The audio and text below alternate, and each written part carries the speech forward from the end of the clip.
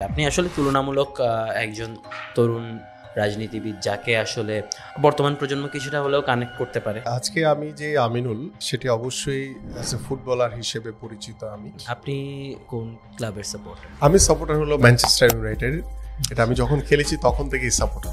But যদিও Manchester United এখন হয়তোবা আপ টু দ্য মার্ক না ইংলিশ প্রিমিয়ার লিগে, সৌদি আরবের আল হিলাল ক্লাব যেটি মানে সৌদি আরবের টপ ক্লাব এখন, তখন কিন্তু তারা আমাকে অফার করেছিল। আপনার প্রাইমারি প্ল্যানটা কি? মাকে তার সন্তানকে হারাতে হবে না, কোনো সন্তান তার বাবাকে হারাবে না, কোনো স্ত্রী তার স্বামীকে হারাবে না, কাউকে আর কখনো জীবন দিতে হবে। আমরা সেই বাংলাদেশটা তৈরি করতে চাই। আমাদের সারা বাংলাদেশের প্রায় 60 লক্ষ নেতা কর্মীদের উপরে মিথ্যা মামলা দেওয়া হয়েছে, গায়েবী মামলা দেওয়া হয়েছে। বাংলাদেশের মানুষের গণতন্ত্র প্রতিষ্ঠা না হওয়া পর্যন্ত আমার এই আন্দোলন, এই সংগ্রাম চলতে থাকবে। আপনি কি চিন্তা করছেন বা কি হবে আমার? প্রিয় দর্শক, আপনাদের সকলকে আমন্ত্রণ জানাচ্ছি কাউন্টার ন্যারেটিভের 10ম পর্বে। আজকের স্পেশাল এডিশনে আমাদের সঙ্গে আছেন বাংলাদেশ জাতীয় ফুটবল দলের সাফজয়ী সাবেক অধিনায়ক এবং বাংলাদেশ জাতীয়তাবাদী দল বিএনপি ঢাকা উত্তর মহানগরের আহ্বায়ক জনাব আমিনুল হক। আমিনুল ভাই, আপনাকে অসংখ্য ধন্যবাদ। আমরা সকলেই জানি আপনি অত্যন্ত ব্যস্ত, এর মধ্যে আমাদের জন্য সময় বের করেছেন, সেজন্য আপনাকে বাংলাদেশ ডায়লগ এবং কাউন্টার ন্যারেটিভ টিমের পক্ষ থেকে আবারও আমন্ত্রণ জানাচ্ছি। Thank you. আমিনুল ভাই, আপনার বেশ কয়েকটা পরিচয় আছে। আপনি একজন সাধারণ মানুষ, আপনি একজন রাজনীতিবিদ, আপনি একজন ফুটবলার, আপনি একজন বাবা, আপনি একজন সন্তান। আপনি আপনার এই ডিফারেন্ট পরিচয়গুলোকে একসঙ্গে বা এই যে ব্লেন্ডটাকে আপনি আসলে কিভাবে ধারণ করেন, বা আপনি কিভাবে নিজেকে পরিচয় করিয়ে দিবেন আমাদের সাথে? ওয়েল, আসলে আজকে আমি যে আমিনুল সেটি অবশ্যই অ্যাজ এ ফুটবলার হিসেবে পরিচিত আমি, এবং দীর্ঘ প্রায় 17 বছর বাংলাদেশ ফুটবল টিমে খেলেছি, বাংলাদেশ দলকে নেতৃত্ব দিয়েছি, এবং বাংলাদেশের ফুটবলের ইতিহাসে যেই শিরোপাগুলো আমরা অর্জন করেছি সেই শিরোপার অর্জনের ওই দলের একজন সদস্য ছিলাম, কখনো ক্যাপ্টেনশিপ করেছি। সব কিছু মিলিয়েই আমার ছোটবেলা থেকেই বেড়ে ওঠা ছিল অ্যাজ এ ফুটবলার হিসেবে, এবং সেই ফুটবলার হিসেবেই আমার বড় ভাইকে দেখে আমার ফুটবলে আসা, এবং এলাকার যে ছোট ছোট মাঠগুলো রয়েছে যেখানে বড় হয়েছি আমি, পল্লবী ইস্টার্ন হাউজিংয়ে, এবং এখানে রূপনগর টিনশেড কলোনিতে বাবার সরকারি চাকরির বদৌলতে সেখানে ছিলাম। তো সেখানে এলাকার ছোট ভাই বা আমাদের যারা বড় ভাইরা যারা ছিলেন সবাই তখন তো আসলে বাংলাদেশের ফুটবলের যে ক্রেজ ছিল সেই ক্রেজকে ধারণ করেই কিন্তু আমার বড় ভাই যখন খেলতেন তখন আমি একটি স্বপ্ন লালন করার চেষ্টা করেছিলাম। যে স্বপ্নটি ছিল যে চেষ্টা করো যে কখনো বাংলাদেশ ফুটবল টিমে খেলা যায় কি না। তো এলাকার যেহেতু সবার দেখা যায় যে সবাই তো গোল করতে চায়, তো কেউ তার গোলপোস্টে দাঁড়াতে চায় না বেসিক্যালি। তো ওই সবাই যে সবার ভিতরে যে ছোট তাকে গোলপোস্টে দাঁড় করিয়ে দেওয়া হয়। তা আমার ঠিক গোলকিপার হয়ে ওঠার গল্পটা কিন্তু এরকমই, যে ওই সবার যে ছোট, আচ্ছা তুমি গোলপোস্টে দাঁড়াও, তোমার গোল করা লাগবে না। তো আমি গোলপোস্টে দাঁড়াতে দাঁড়াতে গোলকিপার হয়ে গেছি আর কি। তো বিষয়টা এরকমই। বাট বাস্তবতা হচ্ছে আমি যখন আমার বাবা মার সন্তান হিসেবে আমি চেষ্টা করেছি একজন বাবা মার একজন সৎ, নির্ভীক, যোগ্য সন্তান হিসেবে গড়ে তোলার জন্য নিজেকে, ঠিক তেমনি যখন ফুটবল কেরিয়ার শুরু করেছি পড়াশোনার পাশে ফুটবলটাকে সর্বোচ্চভাবে প্রায়োরিটি দিয়ে চেষ্টা করেছি যে বাংলাদেশের যারা দর্শক রয়েছেন, যারা ফুটবলকে ভালোবাসে, বাংলাদেশের খেলাধুলাকে যারা ভালোবাসে, কারণ আপনারা দেখেছেন এবং আমরাও দেখেছি ছোটবেলায় যে স্টিল বাংলাদেশের সবচেয়ে জনপ্রিয় খেলা হচ্ছে ফুটবল, এবং বাংলাদেশের মানুষের ফুটবলকে নিয়ে যে উত্তেজনা রয়েছে, যে উদ্দীপনা রয়েছে, যে উৎসাহ রয়েছে, বিভিন্ন গ্রামে গঞ্জে আমাদের প্রফেশনাল খেলার পাশাপাশি আমরা মাঝে মাঝে খ্যাপ খেলতাম। তো খ্যাপ খেলতে গিয়ে দেখা গেছে যে আপনার মানে মানুষের যে উপচে পড়া ভিড়, ফুটবলের প্রতি মানুষের যে ভালোবাসা, ভালো লাগা, সেটা আসলে অসাধারণ। এটা আসলে ভাষায় প্রকাশ করা যাবে না। যে একদম গাছের সর্বোচ্চ চূড়ায় বসেও সে কোথাও মাঠে জায়গা পায়নি, সে গাছের চূড়ায় বসে খেলা দেখছে। এটা আমার একটা এক্সপিরিয়েন্স হয়েছে, আমি জাস্ট আপনাকে একটু অ্যাড করি যে আপনি যেটা বলছেন গাছের চূড়ায় বসে, তো আমার বাড়ি নেত্রকোনার ওই মদনপুর মাজারের নাম তো আপনারা শুনেছেন, তো ওখানে যে শাহ সুলতান সাহেবের নামে, শাহ সুলতান কমরুদ্দিন রুমি, ওনার নামে একটা গোল্ড কাপ হয় প্রতি বছর, তো শাহ সুলতান গোল্ড কাপ, ওটা মদনপুর উচ্চ বিদ্যালয় মাঠে হয়ে থাকে। তো ওখানে ওই যে আমরা ফাইনাল খেলা দেখতে গেলাম, তো আমি আমার বাবার সাথে গিয়েছিলাম, একদম প্রথম যে ওদের ভার্সন ছিল, ওখানে ওই স্কুলের লাইব্রেরির চালের উপরে এত মানুষ ছিল যে খেলার মাঝখানে হঠাৎ করে যে চালটা কলাপস করে সবাই নিচে পড়ে লাইব্রেরি ভেঙে গেছে, আবার ওরা উঠে খেলা দেখতে আসছে। না, জাস্ট মানে আপনার যে কথাটা সেটা হচ্ছে যে কয়েকদিন আগে আমি ভালুকায় গিয়েছিলাম, এটা হবিপুর বোধহয় ইউনিয়ন ছিল, এরকম একটা নাম ছিল আর কি। ঠিক সেই দিনও কিন্তু একই ঘটনাই ঘটেছে, সেখানে 50,000 দর্শক ছোট্ট একটি ইউনিয়নের মাঠে, এবং গাছের সর্বোচ্চ চূড়ায়ও আছে, আবার ঠিক টিনের যে পুরাতন জালগুলো বারবার বলছিল যে আপনারা নেমে যান।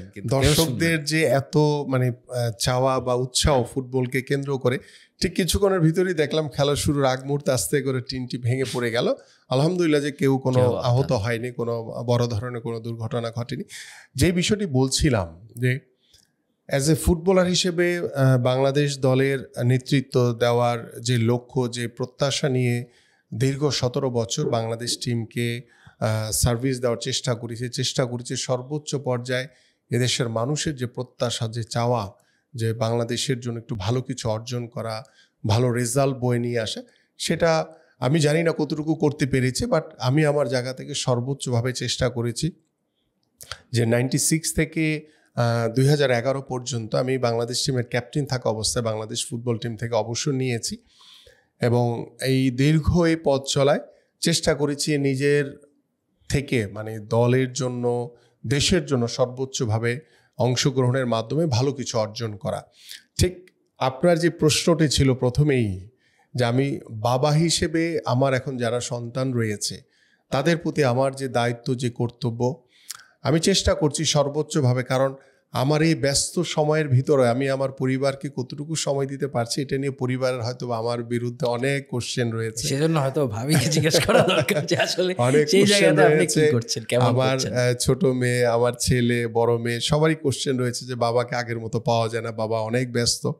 সবকিছু ধারণ করেও মানে পরিবারের কাছে যখন দিন শেষে ফিরে যায়, তখন যে ওই মুহূর্তটা আসলে অন্যরকম একটি অনুভূতি কাজ করে, যে দিন শেষে পরিবারের সাথে যখন গিয়ে দেখা হয়, একসাথে কথা বলি বাচ্চাদের সাথে, আমার ওয়াইফের সাথে, তারপর অ্যাজ ইউজুয়াল আবার ঘুমিয়ে পড়ি, আবার সকালবেলা উঠে আবার সেই কর্মক্ষেত্রে চলে যায় রাজনৈতিক যে কার্যক্রমগুলো নিয়ে। এখন মানে বর্তমানে যেই রাজনীতিবিদ হিসেবে আমি কথাটি বলতে চাই, যে আমি যখন 2013 সালে বাংলাদেশ ফুটবল থেকে বিদায় নিয়েছি, আমার একটু বড় ইনজুরি ছিল, এবং আমার এই ফুটবল ক্যারিয়ারে 5টি বড় ইনজুরি ছিল, এবং এটি খুব মারাত্মক ইনজুরি ছিল আমার প্রত্যেকটি। এবং আলহামদুলিল্লাহ আল্লাহর রহমতে, এদেশের মানুষের ভালোবাসায়, বাবা মার দোয়ায় আমি প্রত্যেকটি ইনজুরি কাটিয়ে এবং নিজে আবার সুদৃঢ়ভাবে দাঁড়িয়েছি বাংলাদেশ ফুটবল দলের গোলপোস্টের নিচে। তো সেই ইনজুরির পরে আমি 2014 সালের 5ই মার্চ বাংলাদেশ জাতীয়তাবাদী দলের চেয়ারপারসন দেশনেত্রী বেগম খালেদা জিয়ার কাছে আমি সহ আমাদের আরও সতীর্থ অনেক ফুটবলাররা ছিলেন।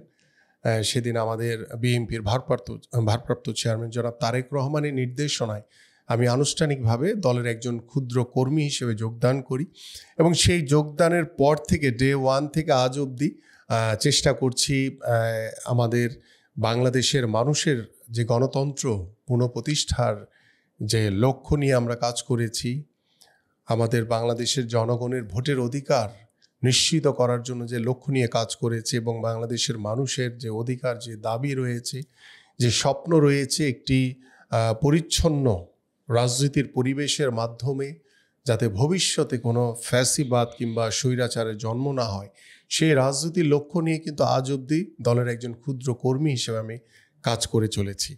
সো আই হোপ যে আপনার যে স্টার্টিং ছিল, যে সন্তান হিসেবে, বাবা হিসেবে, একজন ফুটবলার হিসেবে, একজন রাজনীতিবিদ হিসেবে, আমার ব্যাখ্যাটা শুরুটা এরকমই। ফুটবল নিয়ে অবশ্যই আমরা আরও কথা বলবো, বাট এখন আরও কয়েকটা বিষয় আসি। আপনি 2013 সালে যখন আসলে একটা বড় ইনজুরির কারণে অবসর নিলেন, এটা অনেকের কাছে আপনার আমি জিজ্ঞেস করার চেষ্টা করেছি, যারা আমরা তখন তুলনামূলক এখনকার চেয়ে তো ছোটই, তারপর আমি অনেককে জিজ্ঞেস করার চেষ্টা করেছি তাদের কাছে যারা হয়তো বা তাদের প্রাইম টাইমে আপনাদের খেলাটা দেখতে পেরেছে। আপনাদের প্রাইম টাইমে আমরা বেশ ছোট হয়তো বা তখন হয়তো টিভিতে দেখি, আমরা দেখেছি আপনাদেরকে, কিন্তু আসলে সেভাবে কানেক্ট করতে পারিনি যতটা পরে হচ্ছে আমরা কানেক্ট করেছি। তো ওইটা কিছুটা শখের মতন ছিল আপনাদের ফ্যানদের কাছে, হয়তো বা তারা হয়তো এক্সপেক্ট করেছিল, কারণ গোলকিপার হিসেবে হয়তো বা তারা একটু বেশি এইজ পর্যন্ত খেলাটা এমনিতেও চালিয়ে যেতে পারে অন্যান্য যে কোনো পজিশনের চেয়ে। তো আপনি পরে বের হয়ে আপনি আসলে খুবই ডিফারেন্ট একটা লাইন অফ প্রফেশনে চলে আসলেন, এবং মানে ডিফারেন্ট অ্যাজ ইন ওই সেন্সে যে এটাও একটা পাবলিক লাইফ, কিন্তু এটা খুবই ডিফারেন্ট, এনগেজমেন্টটা খুব ডিফারেন্ট। কিন্তু আপনি যে সময়টাতে এসছেন সেই সময়টা খুব গুরুত্বপূর্ণ ছিল, কারণ একদম ঘোর ফ্যাসিবাদের একটা সময়। তো আপনি বলছেন যে হ্যাঁ, তারেক রহমান সাহেবের নির্দেশনায় আপনি পার্টিতে যোগদান করেন, ম্যাডামের হাতে ফুল দিয়ে ম্যাডাম ফুল দিয়ে বরণ করে নেয়, এরকম একটা সিন আমরা ছবিটা দেখেছিলাম। আপনাকে আসলে কি ড্রাইভ করেছিল সেই একটা ঘোর ফ্যাসিবাদের সময় বিএনপির মতন একটা দল, যে দলটা সেই সময় নিপীড়ন নির্যাতনের একদম শিখরে আছে, তো কোন জিনিসটা ড্রাইভ করলো আপনাকে? এটার একটা ছোট্ট একটি ঘটনা বলি আমি, ছোটবেলার কথা। যখন স্বৈরাচার এরশাদের পতন হয় 1990 সালে, তখন যে সামনে যে নির্বাচন, তখন আমি অনেক ছোট, আমার বয়স তখন 11 বছর বা 12 বছর হবে এরকম।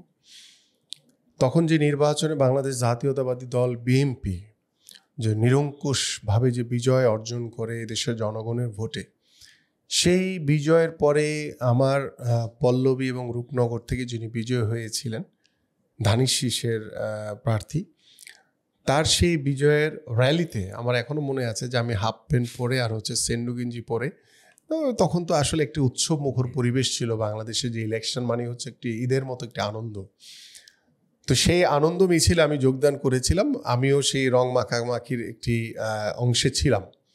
ওই ছোটবেলা থেকে আসলে মানে বাংলাদেশ জাতীয়তাবাদী দল বিএনপির প্রতি, পরবর্তীতে যখন আস্তে আস্তে করে বড় হলাম, তখন শহীদ রাষ্ট্রপতি জিয়াউর রহমানের যে বাংলাদেশকে নিয়ে যে তার যে চিন্তা ভাবনা, বা তিনি স্বল্প সময়ে যেভাবে বাংলাদেশকে বিনির্মাণ করার চেষ্টা করেছিলেন, সমৃদ্ধশালী করার চেষ্টা করেছিলেন, আমাদের শিল্প, কৃষি, জনশক্তি সব কিছু মিলে, এবং সবচেয়ে বড় বিষয় হচ্ছে যে তিনি যেভাবে বহুদলীয় গণতন্ত্রের প্রবর্তন করেছিলেন, সব কিছু মিলিয়ে তার যে বাংলাদেশের মানুষের প্রতি যে তার যে রাজনীতির যে কমিটমেন্ট, এবং তিনি যেভাবে ভিশন ছিল, তারপর তিনি বাংলাদেশের প্রত্যেকটি মানুষের কাছে পৌঁছেছেন, গ্রামে গঞ্জে ঘুরে বেরিয়েছেন, এবং তার সেই খাল খনন কর্মসূচির যে দৃশ্য, যে তিনি নিজে কোদাল দিয়ে খাল খনন করছেন, আবার তার যে খালের পাড়ে বসে যেই ছবিটা, এগুলো আমাকে অনেক বেশি পুলকিত করেছে এবং তার প্রতি অনেক বেশি আকৃষ্ট করেছে।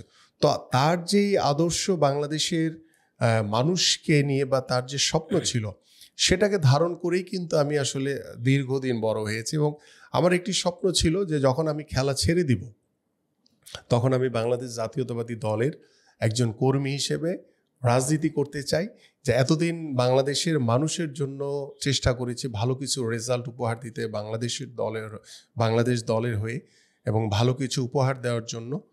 ঠিক তেমনি খেলা ছেড়ে দেওয়ার পরে যাতে বাংলাদেশের মানুষের জন্য কিছু করতে পারি, বাংলাদেশের মানুষের যে প্রত্যাশা, যে চাওয়া, যে স্বপ্ন রয়েছে, যা আসলে আমরা স্বাধীনতার প্রায় আজকে 54 বছর পার করে ফেলেছি, তারপরও আমরা দেখেছি যে গত 17 বছর ওই স্বৈরাচার সরকার কিভাবে বাংলাদেশের গণতন্ত্রকে হরণ করেছে, বাংলাদেশের জনগণের ভোটের অধিকারকে হরণ করেছে, বাংলাদেশের উপর মানুষের উপর যে নির্যাতন, যে নিপীড়ন চালিয়েছে, সব কিছু মিলিয়েই আমার ওই যে 14 সালের যে 5ই মার্চ আপনি যেটি বলছিলেন, যে আমি কেন আগে খেলা ছেড়ে দিলাম, কেন রাজনীতিতে এখানে সরাসরি আসলাম। আপনি দেখেন, আমার যখন আমি খেলোয়াড় ছিলাম 2011 সালে, যখন আমি বাংলাদেশ ফুটবল টিমের ক্যাপ্টেন থাকা অবস্থায় খেলা থেকে অবসর নিয়েছিলাম, তখন সকল সাংবাদিক বা আমার যারা ভক্ত ছিল বা আমার যারা সতীর্থ ছিল, সবাই খুব আফসোস করেছে যে তুমি ক্যাপ্টেন, তুমি কেন খেলা ছেড়ে দিচ্ছ। তো আসলে কি আমার একটি ছিল যে মানে লক্ষ্যই ছিল বলতে পারেন, যে আমি দীর্ঘ 17 বছর বাংলাদেশ টিমে খেলেছি, এবং এই খেলার চলাকালীন সময় আমার ভিতরে একটি মানে টার্গেট ছিল যে আমি একদম টপ ফর্মে থাকা অবস্থায় খেলা ছেড়ে দিব, যাতে মানুষ সব সময় আমাকে মনে রাখে, বলে। এবং স্টিল আমি এখনো প্রায় খেলা ছেড়েছি আজকে কত বছর, 25 সাল চলছে এখন, না অলমোস্ট কত 14 বছরের মতো খেলা ছেড়ে দিয়েছি। তো সেই জায়গা থেকে এখন অনেক সাংবাদিকরা রয়েছে যারা তখনকার স্পোর্টস সাংবাদিক ছিল, যে আমিনুল ভাই আপনি বোধহয় আরো অনেকদিন খেলতে পারতেন, এই কথাটি কিন্তু বলে। তখন আমি বলি যে দেখেন, এই কথাটা শোনার জন্য কিন্তু আমি ক্যাপ্টেন থাকা অবস্থায় খেলা ছেড়ে দিয়েছি। যদি আমি কোন রকম ভাবে অবস্থায় ছাড়লে আপনারা এই কথাটা বলতেন না আমাকে। যাই হোক, রাইট। এই পরে আমাকে অনেক ফেডারেশন থেকে অনেকভাবে অনুরোধ করা হয়েছিল যে তুমি আবার খেলো, ইয়া করে। আমি কিছু না, আমি আর খেলবো না। দীর্ঘদিন খেলেছি, চেষ্টা করেছি বাংলাদেশের মানুষকে ভালো কিছু উপহার দিতে। ঠিক তার পরবর্তীতেই আমার ভিতরে যেটি একটি কাজ করেছিল, যে সবাই তো সুসময়ে হয়তোবা অংশগ্রহণ করে দলের হয়ে বা বিভিন্ন কর্মক্ষেত্রে, বাট আমি দুঃসময়ে দলের একজন ক্ষুদ্র কর্মী হিসেবে বিএনপিতে অংশগ্রহণ করতে চাই, যোগদান করতে চাই। এবং যেদিন আমি যোগদান করি, ঠিক ম্যাডাম সেদিন এই কথাটি বলেছিলেন যে আমিনুল, তুমি যে দুঃসময়ে, যে সময় তুমি দলে যোগদান করেছো, তোমার এই অংশগ্রহণকে আমরা অবশ্যই সাধুবাদ জানাই। পাশাপাশি তুমি যেই দুঃসময়ে যে নির্যাতন, যে নিপীড়নের ভিতরে এসে তুমি যোগদান করেছো, দলের পক্ষ থেকে তোমাকে সর্বোচ্চভাবে আমরা চেষ্টা করব মূল্যায়ন করতে। এবং আমি আলহামদুলিল্লাহ যে 2014 সালের 5ই মার্চ যখন অংশগ্রহণ করেছিলাম, তখন এই স্বৈরাচার শেখ হাসিনার যে আন্দোলন সংগ্রাম করতে গিয়ে স্বৈরাচারের বিরুদ্ধে মামলা হামলা খেয়েছি, নির্যাতনের শিকার হয়েছি। ঠিক 2016 সালে যখন কাউন্সিল হয় বাংলাদেশ জাতীয়তাবাদী দলের, ঠিক তিনি ম্যাডাম এবং আমাদের বিএনপির ভারপ্রাপ্ত চেয়ারম্যান জনাব তারেক রহমান আমাকে বিএনপির নির্বাহী কমিটির স্পোর্টস সেক্রেটারি হিসেবে নির্বাচিত করে। তো আমি ডেফিনেটলি আমি দলের একজন ক্ষুদ্র কর্মী হিসেবে ডে ওয়ান থেকে, যে দলের একজন ক্ষুদ্র কর্মী হিসেবে দলের প্রত্যেকটি আন্দোলন সংগ্রাম, দলের যে নির্দেশনা, যে কর্মসূচিগুলো ছিল, সেগুলো সর্বোচ্চভাবে চেষ্টা করেছি পালন করার জন্য। এবং সেই সর্বোচ্চভাবে পালন করতে গিয়ে বহুবার কারা নির্যাতিত হয়েছি, বহুবার রক্তে রঞ্জিত হয়েছে, বহুবার গুলি, সেটা আমরা দেখেছি যে আসলে আমরা দেখেছি যে আমাদের দুইজন স্পোর্টস স্টার, একজন আপনি, আরেকজন নাম উল্লেখ, আচ্ছা আরেকজন ক্রিকেট থেকে। সো দুইজনই ওই জায়গাতে, দুইজনই এপিটম অফ দ্য স্টারডম, দুইজন দুইটা ডিফারেন্ট স্পোর্টসের। একজন আপনি, যিনি গণতন্ত্রের জন্য লড়াই করছেন, সেজন্য কারাবরণ করছেন। আরেকজন হচ্ছে গণতন্ত্র হরণকারীদের পক্ষে তাদের একজন ফুট সোলজার। সো এই ডিফারেন্সটা আমরা, আমাদের জেনারেশনের মানুষ, আমাদের থেকে ছোটরা, আমরা এটা সচক্ষেই দেখেছি আসলে। Please continue. ওয়েল, আসলে আমার কাছে যেটি মনে হয় যে আমাদের খেলোয়াড়দের রাজনীতিতে অবশ্যই খেলা ছেড়ে দেওয়ার পরে আসা উচিত, যেটা আমি করেছি। যে 2013 সালে যখন আমার, যেহেতু আমি আরও বড় বড় ইনজুরি থেকে রিকভারি করে আমি চেষ্টা করেছি খেলার জন্য, বাট 2013 সালে যখন আমি লাস্ট ACL আমার লিগামেন্ট ছিঁড়ে গেল, তখন আমি চাইলে কামব্যাক করতে পারতাম, বাট আমার কাছে মনে হয়েছে যে অনেক খেলেছি, দীর্ঘ সময় বাংলাদেশ ফুটবল টিমে খেলেছি, দীর্ঘ সময় ক্লাব ফুটবলে খেলেছি, এবং আমার কাছে তখন মনে হয়েছে যে this is the right time যে আমি দেশের মানুষের জন্য কিছু করি। বাংলাদেশের যখন গণতন্ত্রকে হরণ করার জন্য স্বৈরাচার সরকার যেভাবে বাংলাদেশের মানুষের উপরে জুলুম, নির্যাতন, নিপীড়ন করেছে, নির্বাচনকে, প্রত্যেকটি নির্বাচন যেভাবে তারা রাষ্ট্রীয় যন্ত্রকে ব্যবহার করে বিরোধী দলকে দমন নিপীড়ন করে, যেভাবে তারা নিজেদের মতো করে নির্বাচনে জোর করে, আপনাদের সেই 2014 সালের বিনা ভোটে প্রায় 154 জন অবৈধ সংসদ সদস্যদের কথা মনে আছে, যেখানে কোনো ভোট হয়নি। এই স্বৈরাচারের বিরুদ্ধে আমার কাছে মনে হয়েছে যে আমি যখন দলের যে দুঃসময়, তখন আমি দলের একজন কর্মী হিসেবে দলে যোগদান করতে পেরেছি। এটিকে আমি নিজেই এজন্য গর্বিত যে আমি দলের ওই দুঃসময়ে দলের একজন ক্ষুদ্র কর্মী হিসেবে চেষ্টা করেছি বাংলাদেশের মানুষের পাশে থেকে এদেশের জনগণের পক্ষে লড়াই করার জন্য। এটির অনুভূতি আসলে অন্যরকম। তো সেই যে দীর্ঘ 14 সাল থেকে আজ অবধি এই চলমান যেই স্বৈরাচারের বিরুদ্ধে যে আমরা আন্দোলন সংগ্রাম করেছি, সে আন্দোলন সংগ্রাম করতে গিয়ে বহুবার জেল খেটেছি, বহুবার নির্যাতনের শিকার হয়েছি, শারীরিকভাবে মানসিকভাবে আমি আমার পরিবার সহ নির্যাতনের শিকার হয়েছে। শুধু আমি না, আমাদের সারা বাংলাদেশের প্রায় ৬০ লক্ষ নেতাকর্মীদের উপরে মিথ্যা মামলা দেওয়া হয়েছে, গায়েবী মামলা দেওয়া হয়েছে। আমাদের প্রিয় নেত্রী দেশনেত্রী বেগম খালেদা জিয়ার নামে মিথ্যা মামলা দেওয়া হয়েছে। তাকে কিন্তু বারবার ওই স্বৈরাচার সরকার বিভিন্নভাবে অফার করেছে, প্রলোভন দেখিয়েছে, কিন্তু আমাদের প্রিয় নেত্রী দেশনেত্রী বেগম খালেদা জিয়া ওই স্বৈরাচারের সাথে ন্যূনতম কোনো আপোষ করেননি, এবং তিনি গণতন্ত্র পুনরুদ্ধারের লড়াইয়ে তিনি আপোষহীন নেত্রী হিসেবে নিজে এই মিথ্যা মামলায়ও স্বেচ্ছায় কারাবরণ করেছেন। এই যে তার যে ত্যাগ, বাংলাদেশের মানুষের প্রতি যে তার চিন্তা ভাবনা, আমি যখন প্রথম যোগদান করি তখন একদিন ম্যাডামকে জিজ্ঞেস করেছিলাম যে ম্যাডাম, এই যে বাংলাদেশের যে অবস্থা, আপনি কি চিন্তা করছেন বা কি হবে আমাদের? তখন ম্যাডাম বলল যে কি হবে, আমি বললাম আমি জানি না, বাট বাংলাদেশের মানুষকে ছেড়ে আমি কখনো যাব না, এবং বাংলাদেশের মানুষের গণতন্ত্র প্রতিষ্ঠা না হওয়া পর্যন্ত আমার এই আন্দোলন, এই সংগ্রাম চলতে থাকবে। তার ওই দিনের এটা কথায় কিন্তু ম্যাডামের একটা ডিফারেন্ট কমিটমেন্ট। এটা কিন্তু উনি বারবার বিভিন্ন জায়গায় এবং বিভিন্ন সময়, শুধু এখন না, ৯০-এর আন্দোলনের আগেও, মানে ওই সময়কালে বা এখন তো উনি বারবার রিপিট করেছেন। এটা একটা মানে কন্টিনিউয়াস কমিটমেন্টের একটা, মানে তার ওই দিনের কথায় আমার চোখ দিয়ে পানি পড়ে গিয়েছিল, এবং আমি এত বেশি ইন্সপায়ার হয়েছিলাম যে মানুষটি এত ভালোভাবে থাকতে পারে, তারপরও দেশের মানুষের জন্য তার যে আত্মত্যাগ, তার যে কষ্ট, তার যে শ্রম, তার যে মেধা, তার যে পরিকল্পনা বাংলাদেশের মানুষকে নিয়ে, এবং বাংলাদেশের গণতন্ত্র, বাংলাদেশের মানুষের পাশে থেকে তিনি সবসময় কাজ করেছেন। এই যে তার আত্মত্যাগ, এটি আসলে আমি মনে করি যে শুধু বাংলাদেশ না, সারা পৃথিবীর যে রাজনীতি রয়েছে তাদের ভিতরে অন্যতম একজন আইডল হচ্ছেন আমাদের দেশনেত্রী বেগম খালেদা জিয়া। আমার ভাই, আপনাকে এই পয়েন্ট থেকে আমি দুইটা প্রশ্ন, আমরা মোটামুটি ইন্ট্রোডাকশন তো শেষ, আমরা মাঝখানে, তো আমি দুইটা প্রশ্ন আপনাকে করতে চাই। প্রথম কথাটা হচ্ছে যে আপনি বলেছেন আপনার রাজনৈতিক জার্নিটা আপনি মোটামুটি, বিশেষ করে শুরুর অংশটা আপনি মোটামুটি ডিসক্রাইব করেছেন। আপনি যখন রাজনীতিতে আসলেন, আপনি একজন প্রফেশনাল ছিলেন, পিওরলি একজন প্রফেশনাল মানুষ, প্রফেশন শেষ করেছেন, অবসর নিয়েছেন, রাজনীতিতে যোগদান করেছেন। এই দলের প্রতি আপনার একটা কমিটমেন্ট হয়তো ছিল আগে থেকে, এবং এর পরবর্তীতে কিছুদিন পরে এটা কাউন্সিল হলো। কাউন্সিলের বলা যায় আপনি মোটামুটি, ম্যাডাম যেটা বললেন যে আপনাকে প্রায়োরিটি দিয়েছেন, তিনি সেই প্রমিসও উনি রেখেছেন। আপনি দলের ক্রীড়া সম্পাদক হলেন, এবং পরবর্তীতে আপনি বেশ বড়, বর্তমানের দায়িত্বটি সহ আপনি বেশ বড় দুটি দায়িত্ব পালন করেছেন। প্রথমে ঢাকা মহানগরের উত্তরের আপনি সদস্য সচিবের দায়িত্ব পালন করলেন, এবং ওইটা আরও একটা ক্রুশিয়াল টাইমে আপনি ওই দায়িত্বটা পালন করলেন, এবং পরবর্তীতে এখন আপনি যে দায়িত্বে আছেন, আহ্বায়ক। অনেকেই বলে থাকে বিষয়টা এরকমভাবে যে আপনি কম্পারেটিভলি অনেক ইয়াং এইজে এই দুটি খুবই গুরুত্বপূর্ণ দায়িত্ব পেয়েছেন। আমরা যদি একটু পিছনে তাকাই তাহলে এই একটা জিনিস কি আপনার মনে হয় যে এটা কতটুকু ফেয়ার জাজমেন্ট আপনার প্রতি, যে আপনি কি আসলে অনেকের আগেই পেয়ে গেছেন, আপনি কি কম কমিটমেন্ট দিয়ে দলের প্রতি বা কম ডেডিকেশন দেখে পেয়েছেন, নাকি আসলে এই বিষয়টাকে আপনি ব্যক্তিগতভাবে কিভাবে দেখেন, এবং এটা আসলে আপনি যে দলটাকে রিপ্রেজেন্ট করেন তাকে আসলে কিভাবে ক্ষতি করেছে বা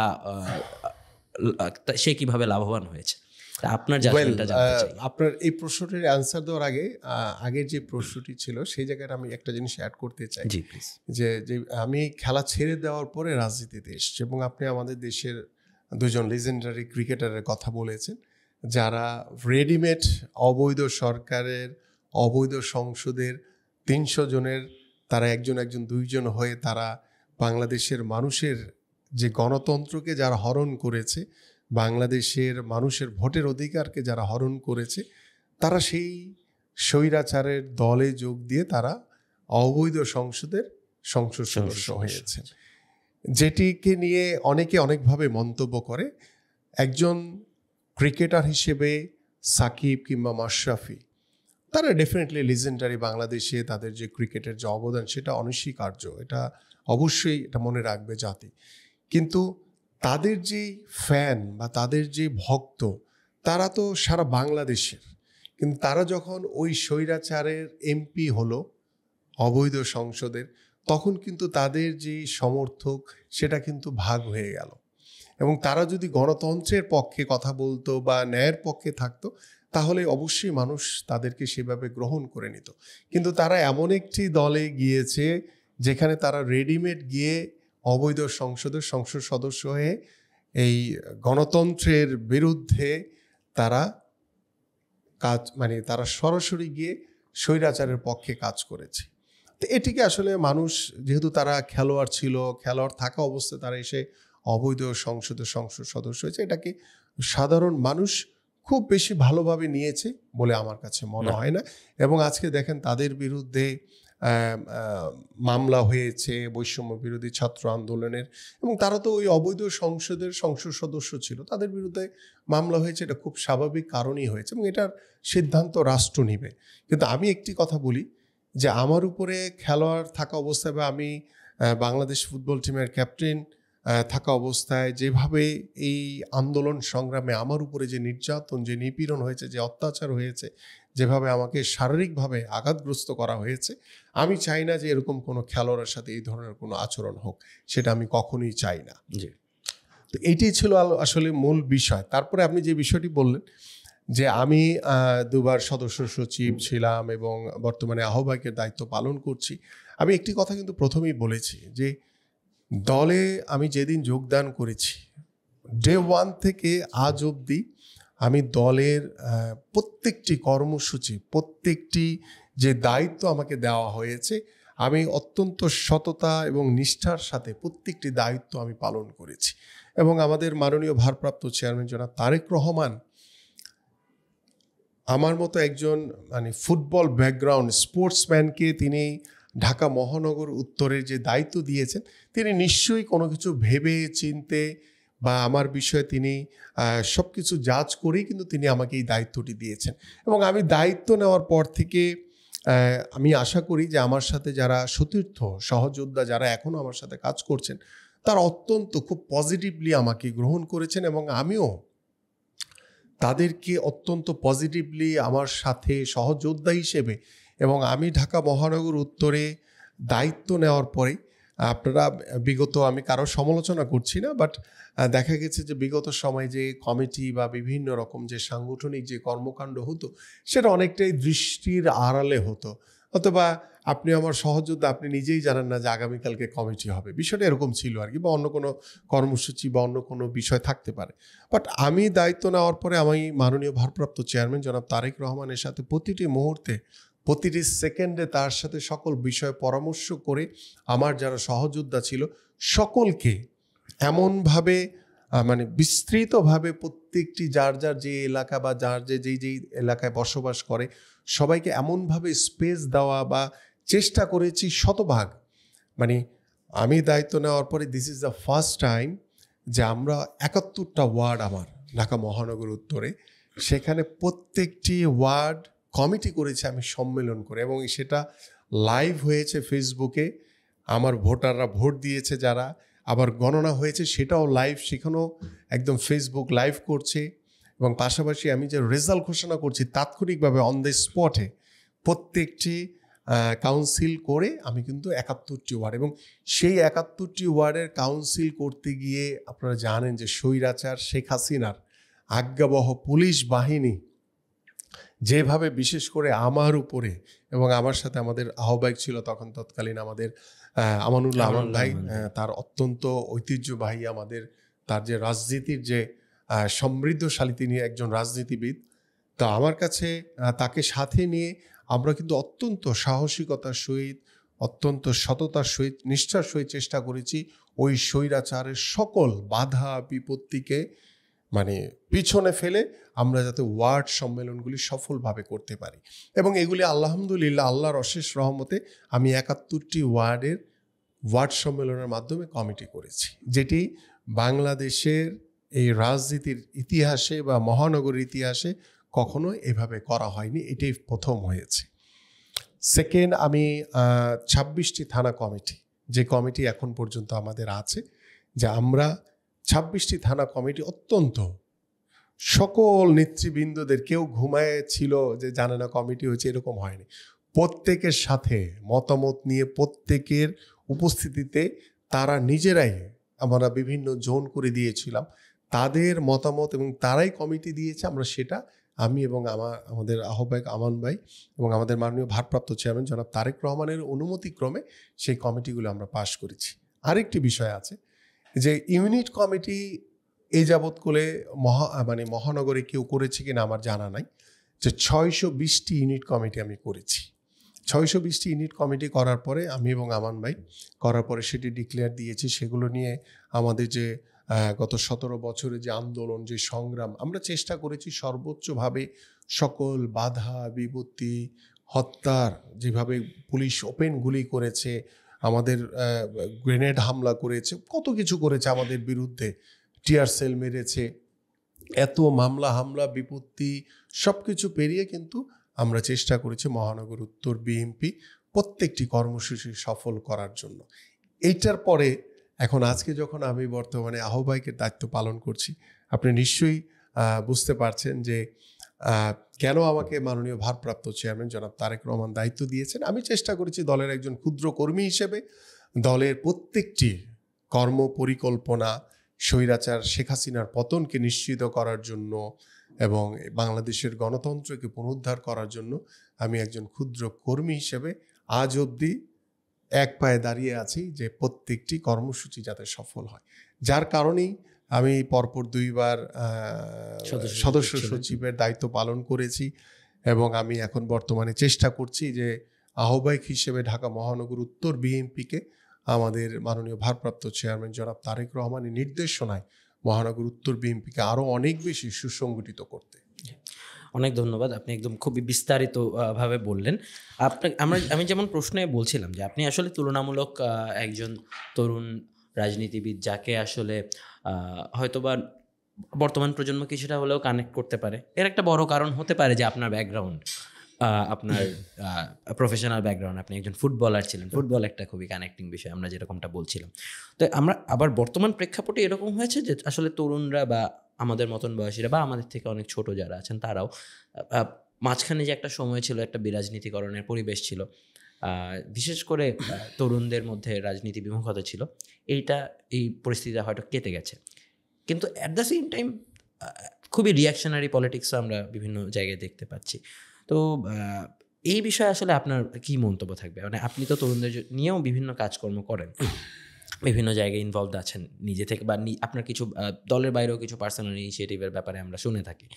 তো এই যে একটা বিরাজনীতিকরণের পরিবেশ থেকে এখন আবার একটা খুবই রিয়াকশনারি পলিটিক্স, বাট এইটাও দরকার যে তরুণদের মধ্যে রাজনৈতিক সচেতনতা।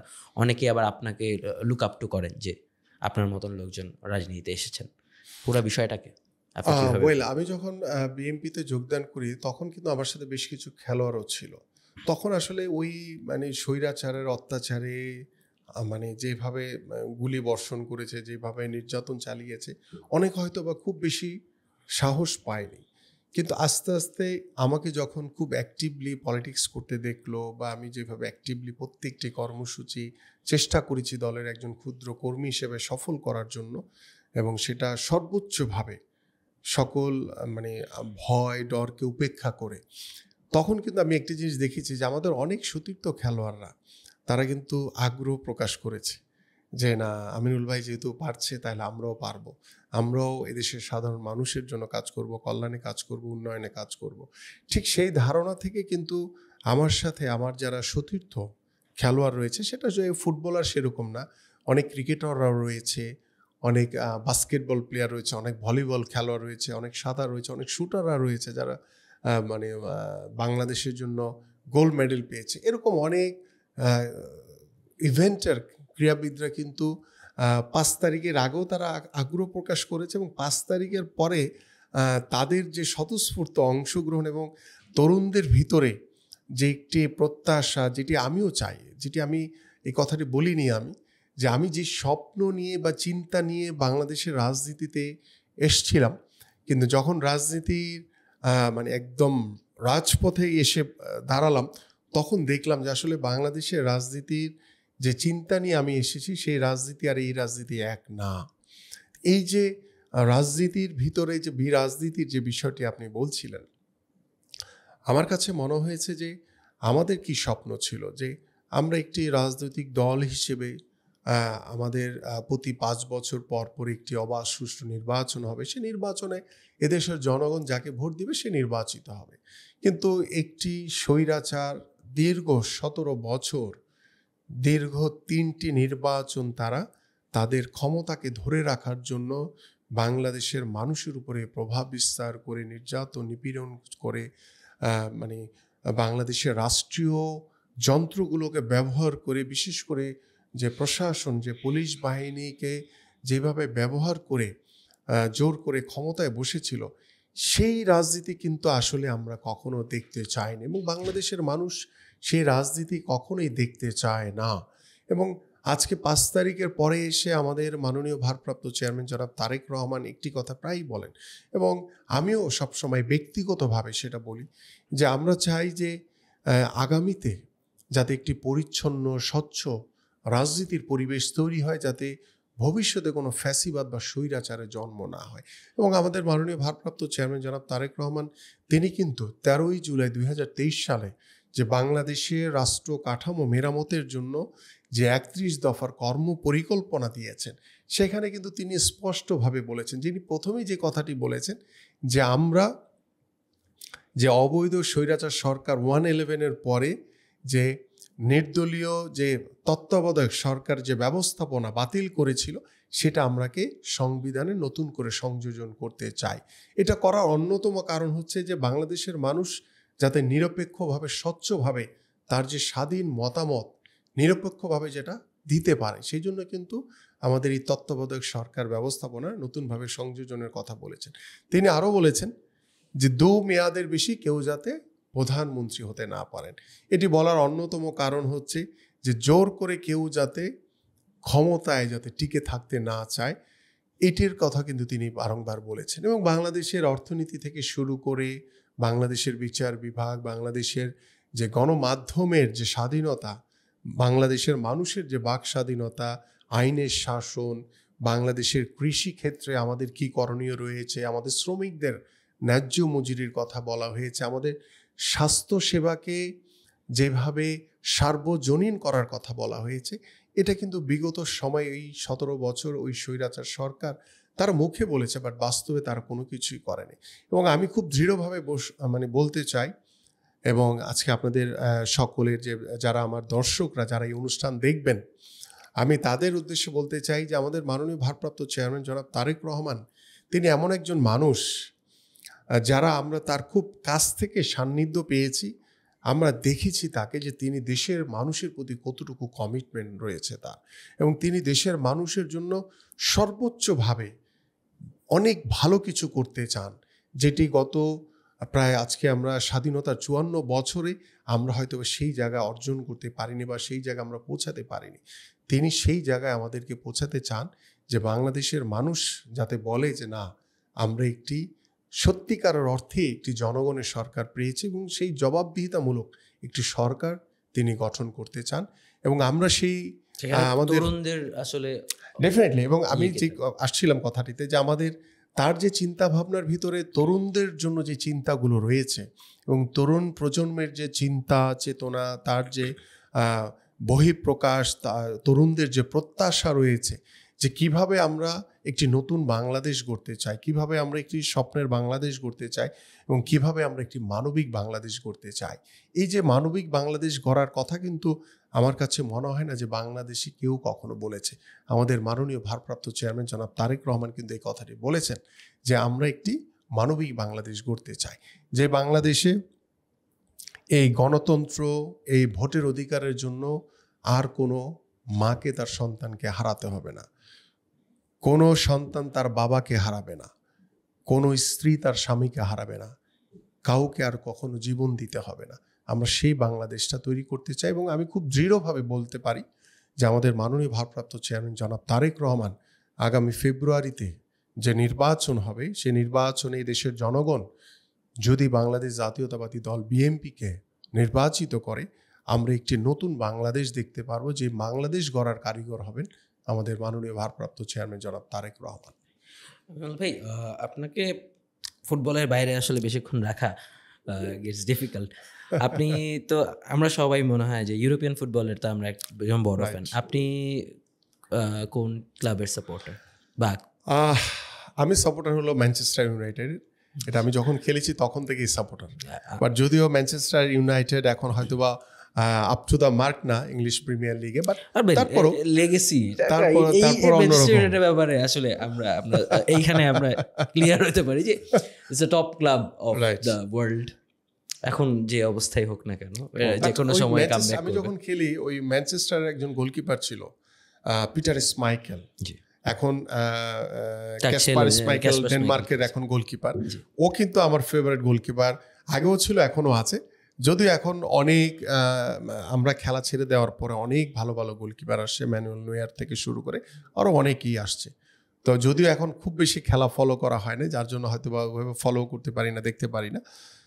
বাট আমরা যখন খেলেছি, আমার এই খেলা চলাকালীন সময়, যেমন 2000 সালে আমি একটি মানে সৌদি আরবের আমরা যখন ওয়ার্ল্ড কাপ বাছাই পর্ব খেলা খেলতে গিয়েছিলাম দাম্মামে, তো প্রথম পর্বের যে 3 ম্যাচ ছিল মানে খুব দুর্দান্ত ম্যাচ ছিল আসলে।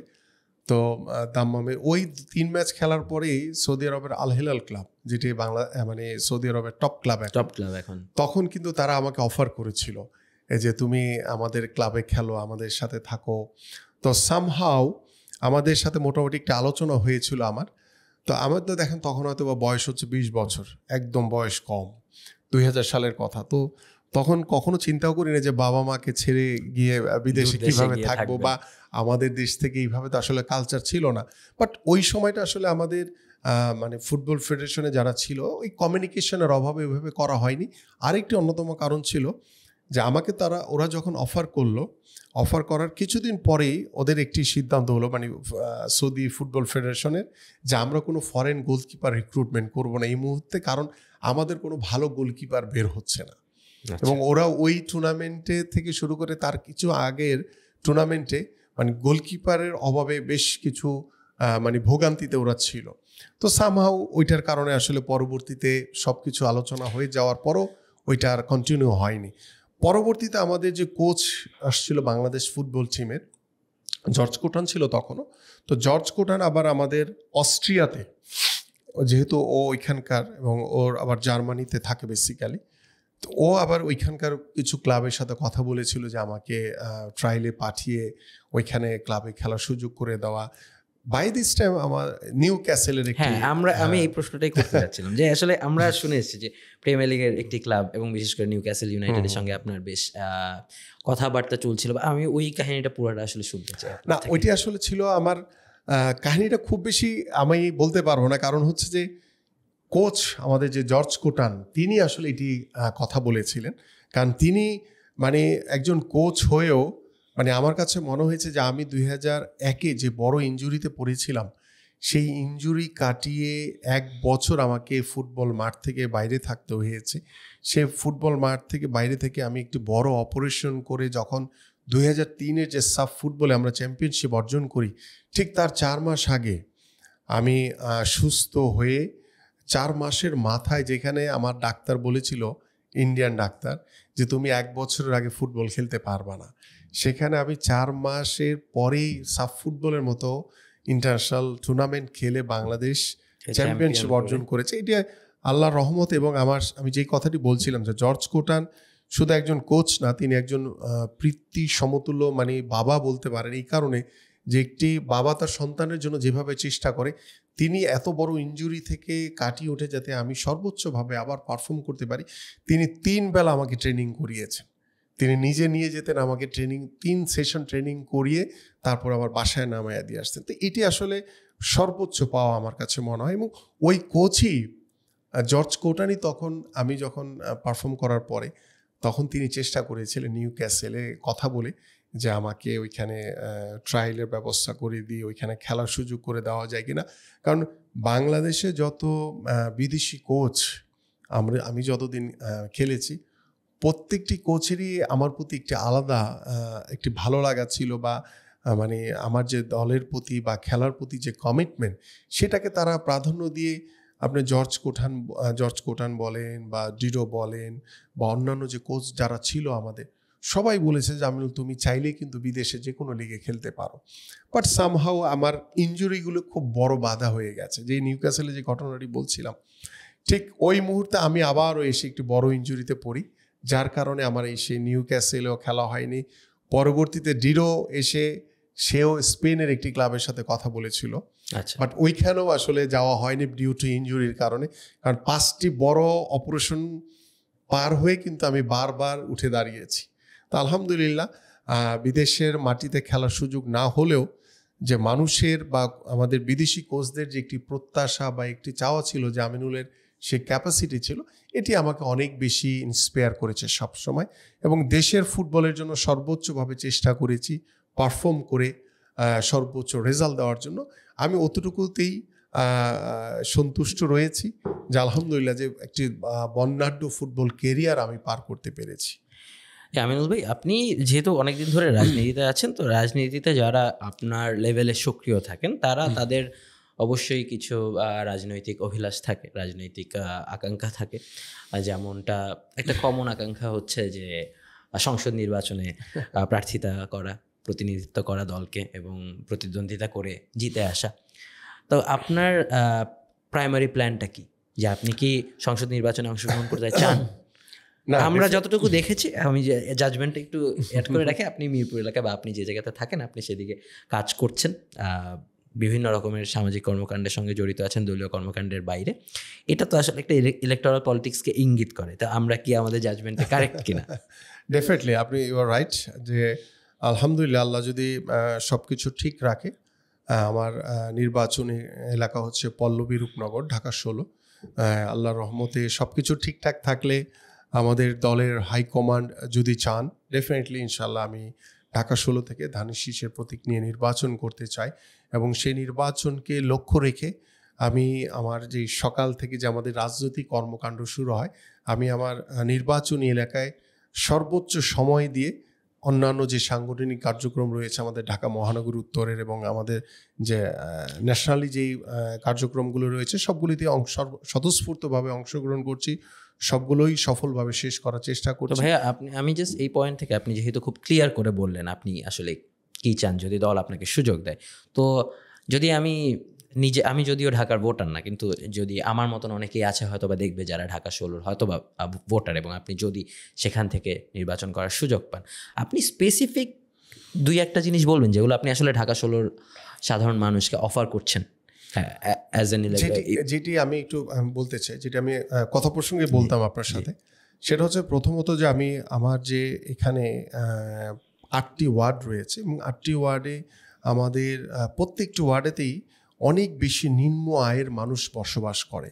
এবং সেখানে আমার কাছে যেটি সবার আগে মনে হয়েছে যে তাদের মানে শিক্ষার যে জায়গাটি সেটিকে নিশ্চিত করা, এবং সেটি আমি অলরেডি আমি আমার নিজের থেকে নীতিগতভাবে সিদ্ধান্ত নিয়েছি যে তারা হয়তো বা অর্থের অভাবে তার সন্তানদেরকে ঠিকমতো পড়াশোনা করাতে পারছে না, এবং পড়াশোনা না করানোর কারণে ওই নিম্ন আয়ের মানুষের যে এলাকার বসবাস সেখানে অনেক ধরনের বিশৃঙ্খলা, অনেক অনৈতিক কর্মকাণ্ড হচ্ছে, অনেকে মাদকের সাথে জড়িয়ে যাচ্ছে।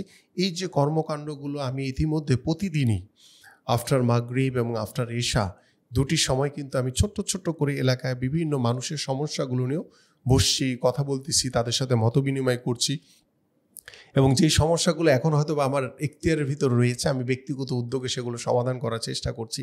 আর যেগুলো হয়তো এখন আমি পারবো না, যেহেতু আমরা তো সরকারে নাই, আল্লাহর রহমতে যদি আগামী ফেব্রুয়ারিতে যে নির্বাচন হবে সেই নির্বাচনে বাংলাদেশ জাতীয়তাবাদী দল বিএনপি যদি নির্বাচিত হয়, ডেফিনেটলি সেই সমস্যাগুলো আমি সমাধান করব। তো ফার্স্ট অফ অল আমি যেটা চাই যে ওই নিম্ন আয়ের মানুষগুলোর জন্য মানে বিনামূল্যে তাদের শিক্ষার সুদৃঢ় ব্যবস্থা করে দেওয়া, পাশাপাশি ওই নিম্ন আয়ের মানুষগুলো অনেক সময় অর্থের অভাবে বিনা চিকিৎসায় মারা যায়, অনেক সময় দেখা যায় যে অনেক দূরে হসপিটাল যেতে পারে না, ওই জায়গাতে আমি বিনামূল্যে তাদের স্বাস্থ্য সেবা নিশ্চিত করতে চাই। ইতিমধ্যে এটি মোটামুটি আমার 8টি ওয়ার্ডে আমি আগে থেকে একটি মেজারমেন্ট করে রেখেছি যে আসলে আমরা কোথায় কোথায় এই কাজগুলো করতে পারবো।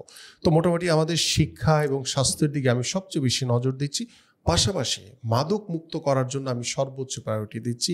এবং ইতিমধ্যে এটি নিয়ে আমাদের যে বর্তমানে যারা আইন শৃঙ্খলা বাহিনী রয়েছে, বাংলাদেশ সেনাবাহিনী সহ আমাদের যারা পুলিশের যারা রয়েছেন, অন্যান্য সংস্থার যারা রয়েছেন, সকলের সাথে কথা বলি। আমি এটুকু নিশ্চিত করতে চাই যে আমি আমার এলাকাটা সহ সারা বাংলাদেশকে আমরা মাদক মুক্ত করতে চাই। কারণ ওই গত 17 বছর আমরা দেখেছি, আপনাদের মনে আছে নিশ্চয়ই, ওই স্বৈরাচার প্রিভিলেজ দিয়েছিল কি ইয়াবাবুদি। তো যে ওই ইয়াবাবুদি যখন ওই স্বৈরাচারের সংসদে যায়, তাহলে দেশের পরিস্থিতি কোন দিকে যাবে সেটা বলার অপেক্ষা রাখে না। বাট আমরা এই জায়গাটাতে, আমি আমাদের মাননীয় ভারপ্রাপ্ত চেয়ারম্যান জনাব তারেক রহমানের সাথে আমার কথা হয়েছে যে আমরা আমাদের সমাজটাকে নতুনভাবে গঠন করতে চাই, আমাদের সন্তানদের জন্য, আমাদের তরুণ প্রজন্মের জন্য, আমাদের ভবিষ্যৎ প্রজন্মের জন্য। লাস্ট যে পয়েন্টটা বললেন, আমি জাস্ট এখানে একটু অ্যাড করি, যেহেতু আপনি একজন অ্যাথলিট ছিলেন, আপনি প্রফেশনালি, তো ওই পয়েন্টে আমার একটু আপনার কাছে একটা জিজ্ঞাসা আছে যে আপনি যেমন বললেন যে আপনি আসলে ঢাকা 16-র জন্য কি করতে চান, বা ওভারঅল বাংলাদেশের জন্য একটা পয়েন্টে বলেছেন যে আসলে কি করতে চান, বাট অ্যাজ এন অ্যাথলিট আপনি যদি এরকম একটা জায়গায় যান, এটা আমি না, এটা আমার মনে হয় সকল মানুষ আপনাকে এটা প্রশ্ন করবে যে স্পোর্টস নিয়ে কি করবেন। না, আপনি আমাকে বলেন স্পোর্টস নিয়ে আপনি কি করতে চান। আপনি ইতিমধ্যে হয়তোবা শুনেছেন জি, যে মাননীয় ভারপ্রাপ্ত চেয়ারম্যান জনাব তারেক রহমানের সাথে এই স্পোর্টসের বিষয় নিয়ে ইতিমধ্যে আমরা বাস্তবায়ন করার জন্য আমরা কিছু পরিকল্পনা হাতে নিয়েছি। সেটার ভিতরে অন্যতম হচ্ছে যে আমি আমার ঢাকা 16 যেটি আছে, সেখানে তো ডেফিনেটলি আমি ইতিমধ্যে আমার প্রত্যেকটি ওয়ার্ডে খেলাধুলা চলছে। যেখানে আমি ছোট মাঠ পাচ্ছি সেখানে সংরক্ষণ করে আমি বলছি যে তোমরা, সেটা ফুটবল হোক, সেটা ক্রিকেট হোক, যে কোনো ইভেন্ট হোক, আমাদের দেশীয় খেলাগুলো সেটা যাতে চলমান থাকে।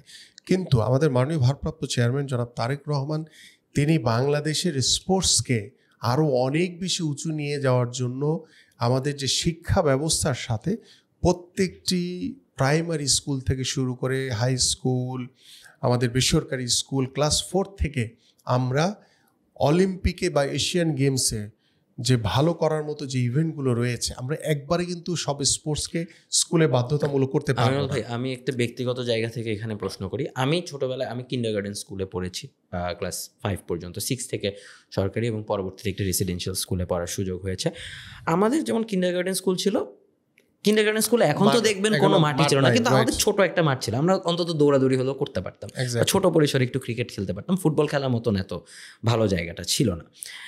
সমস্যাটা তো ওই জায়গাতে প্রাইমারিলি শুরু হয়।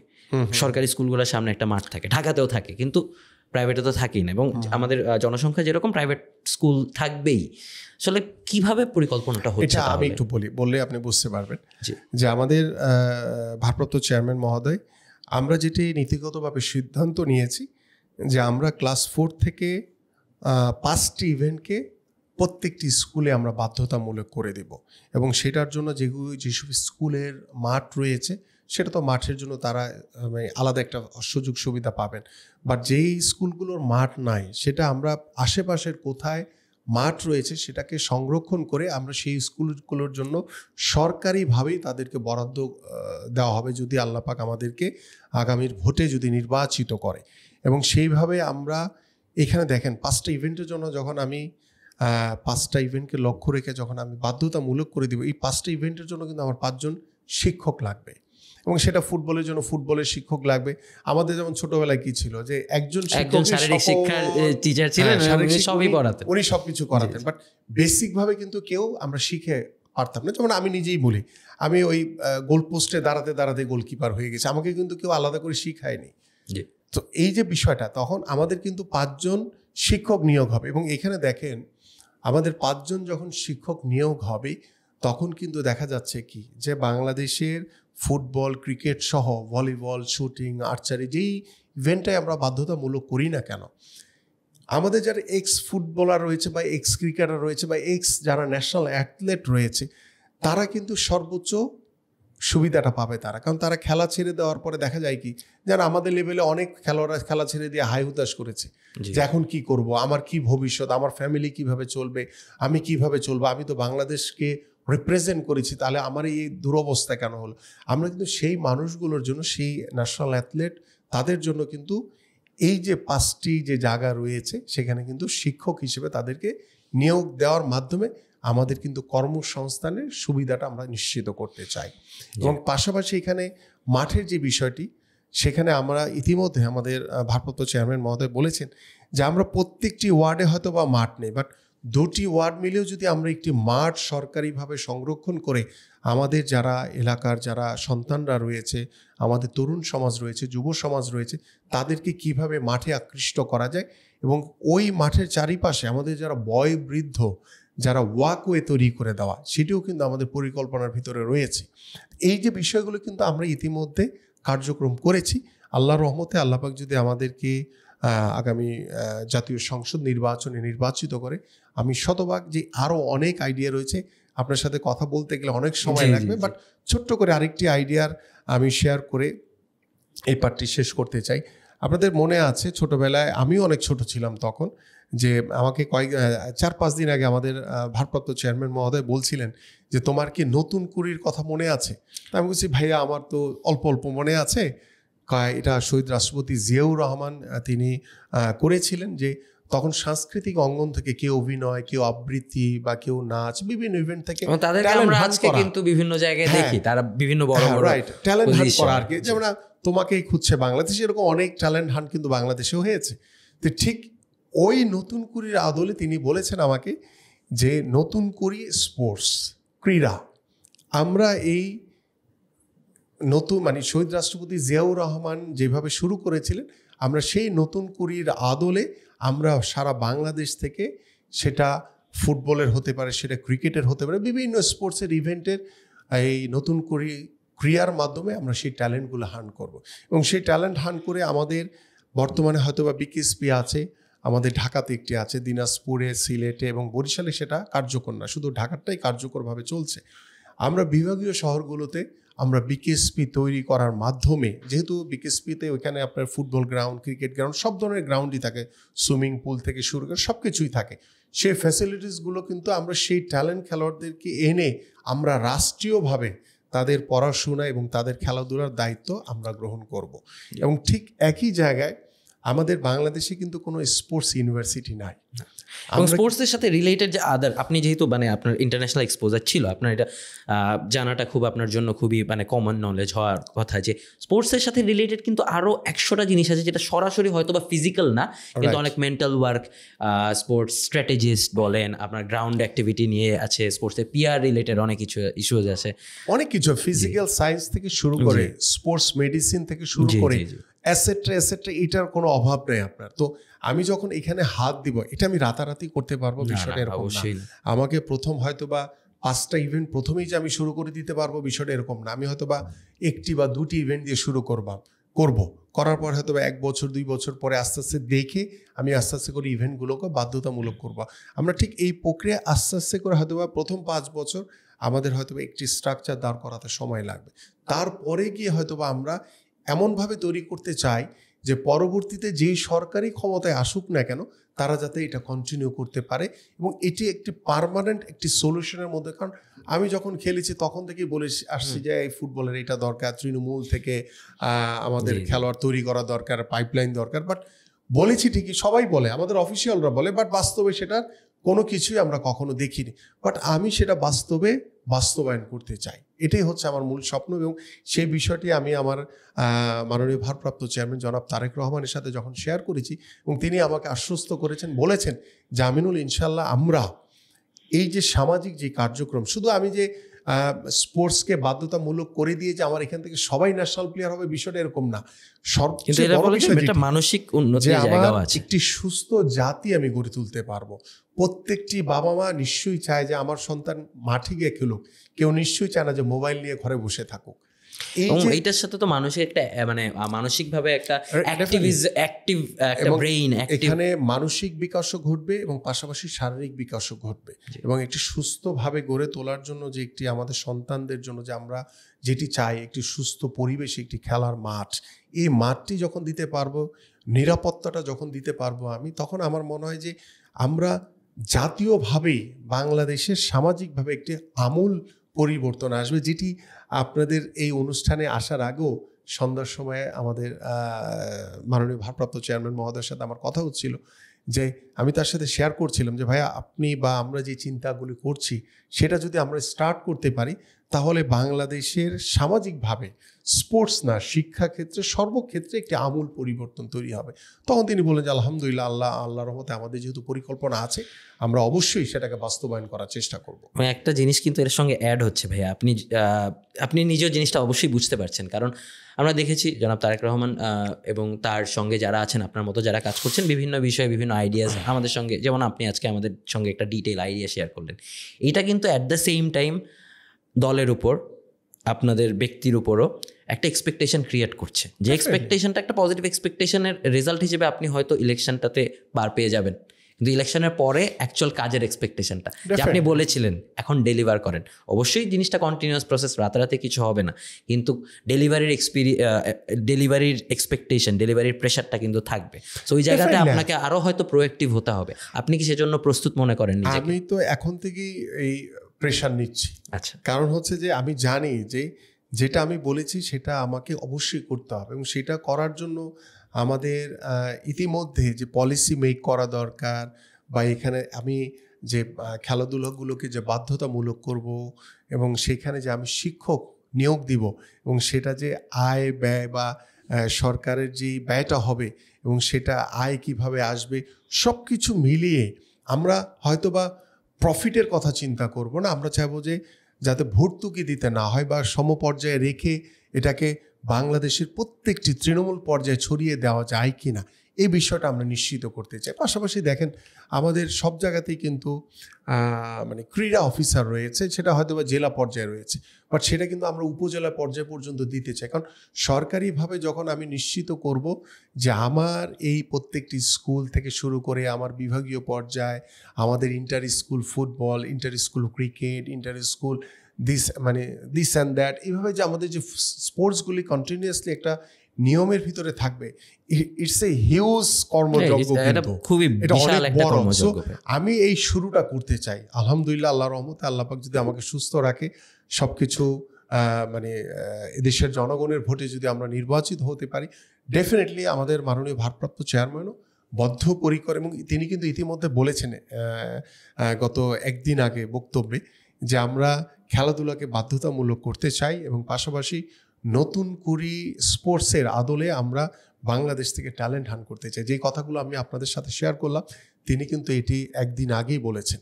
সো আমাদের সেই কর্ম পরিকল্পনা রয়েছে, আমরা বদ্ধপরিকর, এবং আমরা এটাকে প্রেশার হিসেবে নিচ্ছি না, যে আমরা আমাদের জায়গায় কমিটমেন্ট করেছি যে এটা করব আমার স্বার্থে না, এটা আমাদের দেশের মানুষের স্বার্থে করব। এটার ইফেক্টটা অনেক লম্বা সময় ধরে অনেক এটা শুধু সবাই মুখে বলেছে, বাট বাস্তবিক অর্থে মানে আমরা যেভাবে চিন্তা করছি এই চিন্তাটা হয়তো বা কেউ করেনি। এবং আমি আপনার একটা কাজকে ইন্ডিকেট করবো, আপনার একটা কাজ মানে আপনার সব কিছু আপনাকে ফলো করি, বাট আরও অনেককে ফলো করতে করতে আপনার পার্টিকুলার একটা কাজ আমার মনে আছে। আপনি ইভেন মানে গুড প্র্যাকটিসেস ফলো করার জন্য আপনি বাচ্চাদেরকে ইন্সপায়ার করতে তাদের জন্য কিছু ইনসেন্টিভ, যেমন সাইকেল উপহার দেওয়ার একটা বিষয়, এটা আমরা সামনে এসেছিল। সো এই জিনিসগুলোকে ওইটার পার্ট অফ দ্য প্র্যাকটিস যে আপনি নিজেকে প্রস্তুত করছেন। দেখেন এই যে আমরা যখনই কোনো মানে নাকি জাস্ট একটা পিয়ার্সটা, না না মোটেও না, আমি তো আর ওইটা দেখি না। আমার কথা হচ্ছে যে আমি যে সাইকেলের যে বিষয়টি ছিল, সেটি কিন্তু ছিল একটি মহৎ উদ্দেশ্য নিয়ে, যে আমি যদি আমাদের সন্তানদেরকে, আমি হয়তো এটা অনেক বড় আকারে করিনি, এটা আমি একটি মসজিদে করেছিলাম, পুরো রমজান মাস জুড়ে আমাদের যারা একদম ছোট বাচ্চারা রয়েছে, যারা মসজিদে গিয়ে ফজরে নামাজ পড়বে, জোহরের নামাজ পড়বে, আসর পড়বে, মাগরিব পড়বে, এসা পড়বে, পরে যখন সে দিন শেষে বাসায় যাবে, তো তার বাবা মা নিশ্চয়ই অনেক বেশি হ্যাপি হবে যে আমার সন্তানটি ৫ ওয়াক্ত নামাজ পড়েছে। তো যে সন্তানটি পুরো রমজান মাসব্যাপী ৫ ওয়াক্ত নামাজ পড়বে, হয়তোবা সে আর কখনো নামাজ ছাড়বে না। তার যে তার জীবনে একটা ডিসিপ্লিনে চলে আসলো। আমার যে উপহারটা, এটা তো খুবই ক্ষুদ্র, এটা কিছুই না, এটা নগণ্য একটি বিষয়। এটা হচ্ছে ইন্সপায়ার করা তাদেরকে।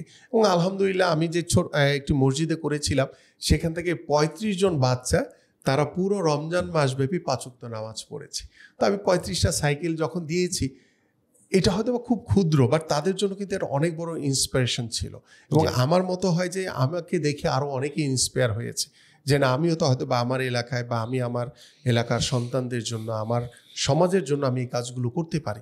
ঠিক একইভাবে কিন্তু আমরা একটি বিষয় চিন্তা করি, আমাদের মাননীয় ভারপ্রাপ্ত চেয়ারম্যানও অনেক সময়, মানে আমরা অনেক সময় আছে না যে দান করতে গেলে গোপনে করতে হয়, সেই বিষয়গুলো কিন্তু আমাদের ভারপ্রাপ্ত চেয়ারম্যান যেমন করেন, আমাকে জি, দিয়ে আমরা বারবার আমরা যে অনেক পরে জানতে পেরেছি যে বিভিন্ন হাসপাতালের দায়িত্ব উনি নিয়ে রেখেছেন হ্যাঁ, ইত্যাদি এগুলো ইত্যাদি, কিন্তু এগুলো কেউই আপনাদেরকে জানতো দিয়ে না। এগুলি কিন্তু আমরা হয়তো সবসময়, মেইনটেইন করেন। হ্যাঁ, সবসময় আমরা এগুলি করে এসেছি। এবং যখনই কোথাও দেখি যে কোনো অসহায় কোনো খুদে ফুটবলার হোক, বা আজকেও আমি একজন আমাদের খুদে দাবারু ছিল মুনতাহা, জি। হ্যাঁ, তার সে হচ্ছে আপনার বাংলাদেশের অনূর্ধ্ব-12 বয়সী, সে জাতীয় চ্যাম্পিয়নশিপ অর্জন করেছে, বাট সে অর্থের অভাবে তার যে 18ই সেপ্টেম্বর একটি আন্তর্জাতিক যে দাবা টুর্নামেন্ট রয়েছে, সে সেখানে যেতে পারছে না। যখন আমার কাছে বিষয়টি নলেজে আসলো, তাৎক্ষণিকভাবে আমাদের মাননীয় ভারপ্রাপ্ত চেয়ারম্যানের নলেজে যখন গেল, তখনই কিন্তু তাৎক্ষণিকভাবে আমাকে বলেছেন যে তুমি ইমিডিয়েটলি গিয়ে তার পাশে দাঁড়িয়ে সে যাতে ওই টুর্নামেন্টে অংশগ্রহণ করতে পারে সেটা নিশ্চিত করা। আমি কিন্তু আজকে সকালবেলায় গিয়ে নিশ্চিত করে এসেছি, এবং তার প্লেন ফেয়ার, তার থাকা খাওয়ার জন্য যেই পরিমাণ অর্থের প্রয়োজন, সেটু দলের পক্ষ থেকে, তারেক রহমানের পক্ষ থেকে সেটি পৌঁছে দিয়েছি আমি। ঠিক একইভাবে 4-5 দিন আগে আপনারা হয়তো বা দেখেছেন যে আমাদের খুদে ফুটবলার সোহান, মানে অসাধারণ, তার যে বলের প্রতি যে কন্ট্রোলিং, সে রাস্তার ভিতরে যেভাবে উইথ বলে রান করছে, বলের প্রতি যে তার কন্ট্রোল, সেটা দেখে আমি অভিভূত হয়েছি। এবং আমাদের মাননীয় ভারপ্রাপ্ত চেয়ারম্যান যখন এই বিষয়টি দেখেছেন, আমি তাকে পাঠিয়েছি। পাঠানোর পরে তিনি সাথে সাথে আমাকে বললেন যে তুমি আগামীকালকেই এই সোহানের কাছে যাবা, গিয়ে আমার পক্ষ থেকে দায়িত্ব নিয়ে আসবা, এবং দলের পক্ষ থেকে তার দায়িত্ব, এবং তাকে যতদিন সে একজন ভালো ফুটবলার না হবে বা ভালো জায়গায় পৌঁছাতে না পারে, তার পরিবারের সকল দায়িত্ব হচ্ছে আমাদের। আমরা কিন্তু সেই দায়িত্বগুলো পালন করেছি। এতদিন হয়তো অনেক সময় আমরা গোপনে করেছি, সেটা হয়তো বা কেউ জানতো না, বাট এখন হয়তো বা কিছু জিনিস প্রকাশ্যে চলে এসছে, এবং আমরা চেষ্টা করছি যে আমাদেরকে দেখে যাতে সমাজের অন্য 10টা মানুষ যাতে সেই অসহায় মানুষগুলোর পাশে যদি এসে দাঁড়ায়, তাহলে কিন্তু আমাদের যে সমাজের যে দারিদ্র এবং ধনীর যে একটি বৈষম্য, সেটি অনেকাংশেই কমে আসবে। এবং আমরা বিশ্বাস করি যে সোহানদের মতো ফুটবলার বা মুনতাহার মতো যারা মানে খুদে প্রতিভাবান যারা খেলোয়াড় রয়েছে, অ্যাথলেট রয়েছে, তাদের পাশে সবসময় বাংলাদেশ জাতীয়তাবাদী দল বিএনপি রয়েছে, থাকবে। এবং আমাদের মাননীয় ভারপ্রাপ্ত চেয়ারম্যান জনাব তারেক রহমান এগুলি খুব চমৎকারভাবে তিনি মেনটেন করেন, এবং তিনি সবসময় এই বিষয়গুলি খোঁজখবর রাখেন। যে আমি দিয়ে আসছি বিষয়টা কিন্তু এরকম না, তিনি আবার কয়েকদিন পরে খোঁজখবর নেবেন যে ওর কি অবস্থা, সোহানের কি অবস্থা, বা মুনতাহার কি অবস্থা। এভাবে তিনি কিন্তু সার্বক্ষণিকভাবে সারা বাংলাদেশের মানুষের জন্য যেভাবে চিন্তা করছেন, ঠিক এই যে প্রতিভাবান যারা খেলোয়াড় রয়েছে তাদের জন্য কিন্তু তিনি চিন্তা করছেন। আসলে কথা বলতে থাকলে আসলে ভিন্ন বিষয়ে কথা হবে, কথা শেষ হবে না। আমরা একদম শেষ দিকে চলে এসেছি। আপনার কাছ থেকে দুটো বিষয় জেনে এটাই আমার শেষ কোয়েশ্চেন থাকবে আপনার প্রতি। প্রথম জিনিসটা হচ্ছে যে আপনি একটা জিনিস আপনি বলেছেন যে আপনাকে যখন সাংবাদিকরা জিজ্ঞেস করে যে ভাই আপনি তো আসলে চাইলে আরও কিছুদিন খেলতে পারতেন, আপনি বলেছেন যে না, আপনি যে সর্বোচ্চ জায়গাটা থেকে শেষ করেছেন, আপনি চান তারা সেভাবে আপনাকে মনে রাখুক। আপনি কি চান আপনাকে বাংলাদেশের মানুষরা কিভাবে মনে রাখুক? দ্বিতীয় প্রশ্নটা হচ্ছে আপনি আমাদের জন্য কি মেসেজ রেখে যেতে চান বা আমাদের এই শো এর জন্য? ওয়েল, আসলে আমি যেটি চাই, যেটি আমি একদম বিগিনিংয়েই বলেছিলাম, যে আমার যে জন্ম এবং জন্মের যে সার্থকতা, আমি চেষ্টা করেছি যে দীর্ঘ 17 বছর বাংলাদেশ ফুটবলকে সার্ভিস দিয়েছে, চেষ্টা করেছি আমার সর্বোচ্চ দিয়ে এদেশের ফুটবলের জন্য সুনাম অর্জন করতে। ঠিক রাজনীতিতে এসেও আমি চাই যে আমার যারা এলাকাবাসী রয়েছেন, আমার যারা এদেশের জনগণ রয়েছেন, তাদের কল্যাণের জন্য, তাদের উন্নয়নের জন্য, তাদের জন্য কিছু করে যাওয়া, যাতে মৃত্যুর পরেও সেই মানুষগুলো যাতে মনে রাখে যে না, আমাদের আমিনুল ভাই তিনি সবসময় আমাদের পাশে ছিলেন। আমাদের মানে পজিটিভ যে মেসেজটা আছে না, যে আমাদের অনেক রাজনীতিবিদদের নিয়ে কিন্তু মানুষের বিভিন্ন ধরনের সমালোচনা আছে, হয়তো বা আমারও কোথাও না কোথাও ভুল হতে পারে, বাট ভুলের ঊর্ধ্বে কেউ না। বাট তারপরও আমি চাই যে ওই মানুষটি যাতে আমাকে সবসময় স্মরণ রাখে যে না, আমিনুল ভাই আমাদের জন্য ভালো কিছু করে গেছেন। ওটুকুই হচ্ছে আমার চাওয়া। আর পাশাপাশি আপনাদের এই শোতে এসে আমার আসলে খুব ভালো লেগেছে, যে খুব প্রাণ খুলে কথা বলেছি, এবং আপনি বা আপনাদের যে কলিগ যারা রয়েছেন, যারা এই শোকে শতভাগ সফল করার জন্য আপনারা কষ্ট করে যাচ্ছেন, পরিশ্রম করে যাচ্ছেন, এবং আপনাদের এই শোয়ের উত্তরোত্তর আমি সাফল্য কামনা করছি এবং আমি আশা করব যে আপনাদের এই শো যাতে দ্রুত সময়ের ভিতরে, যেহেতু বলেছেন যে এটি 10ম এপিসোড, এবং আমরা আশা করি যে আপনারা আস্তে আস্তে করে 100 পেরিয়ে 1000 পেরিয়ে এভাবে দীর্ঘদিন আপনাদের যাতে এই পথ চলা হয়, সেই শুভকামনা থাকলো আপনাদের প্রতি। অনেক ধন্যবাদ আমিনুল ভাই, আপনি আমাদের সময় দিয়েছেন। এবং সুপ্রিয় দর্শক, আপনাদের সকলকে আবারও ধন্যবাদ জানাচ্ছি আজকে আমাদের সাথে থাকার জন্য। আশা করি নতুন এপিসোড নিয়ে আমরা খুব শীঘ্রই আবার আপনার সঙ্গে দেখা করব। ধন্যবাদ সবাইকে। আপনাকেও ধন্যবাদ। থ্যাংক ইউ ভাইয়া।